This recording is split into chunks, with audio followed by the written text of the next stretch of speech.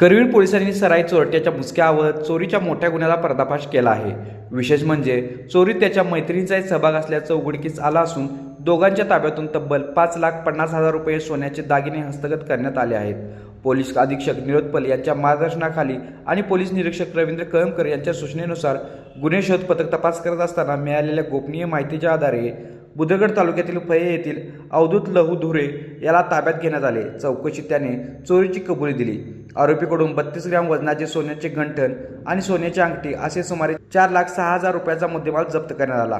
पुढील तपास आरोपीची चोरीतील 10 ग्रॅम वजनाचा सोन्याचा नेकलेस बँक ऑफ महाराष्ट्र गारगोडी शाखेत गहाण ठेवून कर्ज घेतल्याचे समोर आले। त्यानुसार पोलिसांनी कायदेशीर प्रक्रिया पूर्ण करून 1,43,000 रुपयाचा नेकलेसही जप्त केला। या गुन्ह्यात तपास पुढे नेत असताना आरोपीची मैत्रीण तेजस्वी विक्रम बुरंबुसे हिचाही या चोरीत सहभाग असल्याचे निष्पन्न झाले। तिने नागदेववाडी येथील शेजारी राहणाऱ्या महिलेच्या घरातील सोन्याचे दागिने चोरल्याची कबुली दिली।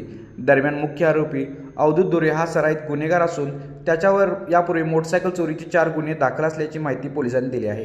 ही कारवाई पोलीस निरीक्षक रवींद्र कळमकर यांच्या नेतृत्वाखाली पोलीस अंमलदार रणजित पाटील, विजय तळसकर, सोमराज पाटील, योगेश शिंदे, अमोल चव्हाण, प्रकाश कांबळे आणि श्रीधर जाधव यांच्या पथकाने यशस्वीरित्या पार पाडली।